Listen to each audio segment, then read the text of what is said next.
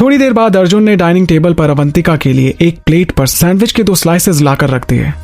अवंतिका ने फर्श से उठकर अपने नए वफादार बच्चों के साथ खेलना बंद कर दिया। उसने अपने टेबल पर अपने पति को ज्वाइन करने से पहले सिंक में जल्दी से अपने हाथ धोए। इसके बाद जब उसने टेबल पर अपने लिए रखे सैंडविच को देखा तो उसके पेट में गुड़गुड़ की आवाजें और जोर से आने लगी। वो चुपचाप खाने में बिजी हो गई और अपने लिए परोसे गए खाने का स्वाद लेने लगी। शायद वो सच में भूखी थी। उसने एक एक करके सैंडविच को खाना शुरू किया।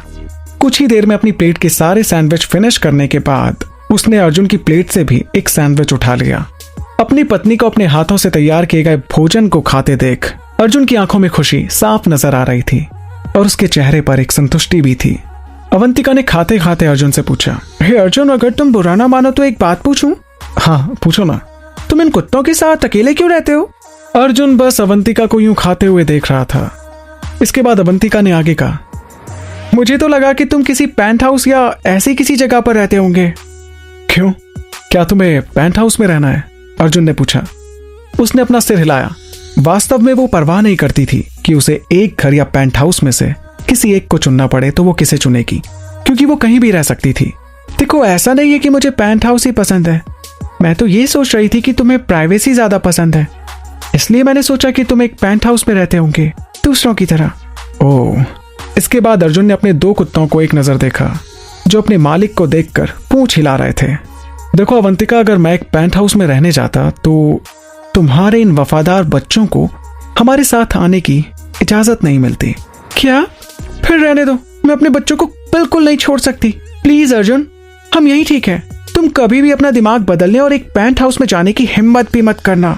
मेरे बच्चे कितने क्यूट है।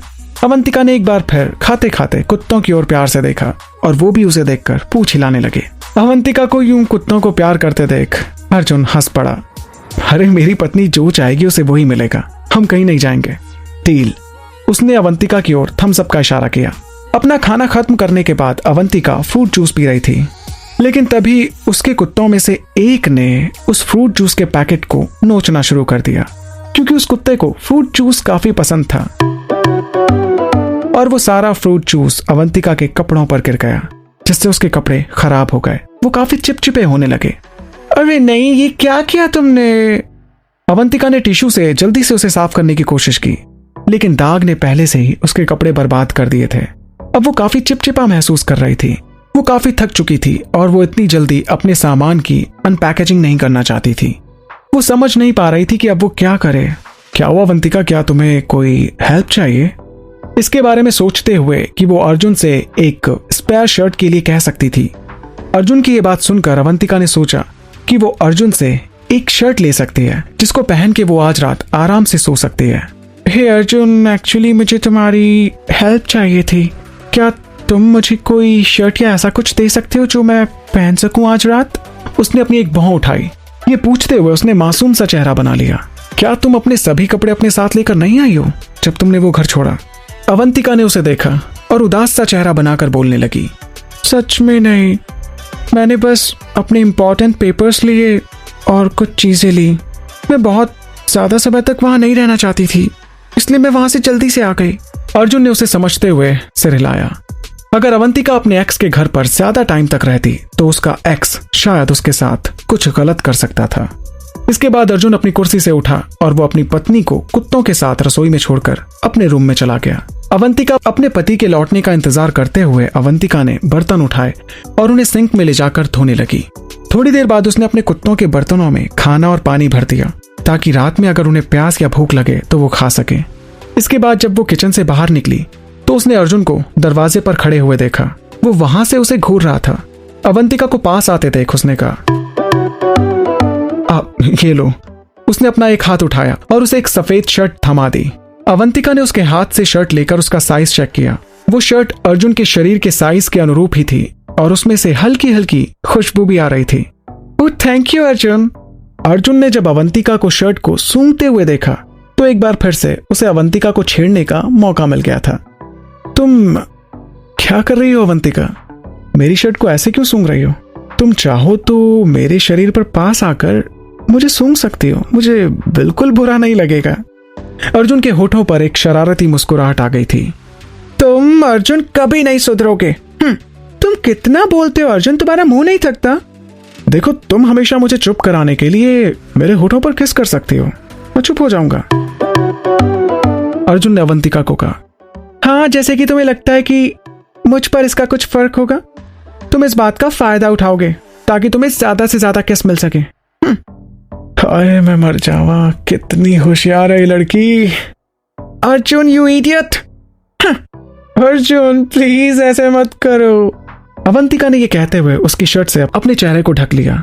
अर्जुन की बातों को सुनकर अवंतिका को शर्म आ रही थी। देखो, जैसा भी हूं तो मैं तुम्हारा पति ना, और तुम इस बात से मुकर नहीं सकती हो। अवंतिका को एहसास हो चुका था कि अर्जुन से शादी करने के बाद वो एक रोलर कोस्टर राइड पर थी। वो उसे छेड़ने और उसके साथ छेड़खानी करने में माहिर था। लेकिन अवंतिका, क्या तुम्हें नहीं लगता कि तुम कुछ भूल रही हो? अर्जुन ने गंभीर स्वर में कहा। अवंतिका ने शर्ट को उसके चेहरे से हटाते हुए अर्जुन की तरफ एक नजर देखा और कहा, मैं कुछ भूल रही हूं? क्या मतलब है तुम्हारा? देखो, दिन खत्म हो रहा है और आज हमारा वेडिंग डे है, तो तुम्हें हमारी परंपरा के अकॉर्डिंग मुझे वेडिंग किस देनी चाहिए। इसके बाद अर्जुन ने उसके करीब कदम रखा और अवंतिका पीछे पीछे कदम बढ़ाने लगी और एंड में वो दरवाजे के पास टिक जाने के लिए मजबूर हो गई। सो मिस वाइफी, क्या ख्याल है आपका? इस रस्म को भी पूरा कर लिया जाए। और अर्जुन अवंतिका की ओर बढ़ने लगा। अवंतिका के दिल की धड़कन काफी बढ़ चुकी थी। अर्जुन की प्यासी निगाहों ने अवंतिका को हैरान कर दिया था। लेकिन चूंकि ये एक रस्म थी और अर्जुन उसके इतने करीब आ पहुंचा था, तो अवंतिका भी खुद पर कंट्रोल नहीं कर पाई। अवंतिका के होंठ कुछ कहने की कोशिश कर रहे थे। वो उसे रोकना चाहती थी, लेकिन वो असफल थी। उसके शब्द उसके गले से निकल ही नहीं रहे थे, मानो जैसे उसकी सांसें रुक गई हों। अर्जुन बिल्कुल उसके क्लोज आ गया। तो क्या वाइफी, क्या तुम मुझे सिर्फ एक किस भी नहीं दे सकती हो आज की रात? अवंतिका ने उसे घबरा कर देखा। उसे कुछ समझ नहीं आ रहा था कि वो क्या करे। और इसके बाद कुछ ऐसा हुआ जिसकी अर्जुन को बिल्कुल उम्मीद नहीं थी। अवंतिका बड़ी बड़ी आंखों के साथ उसके सामने आकर खड़ी हो गई।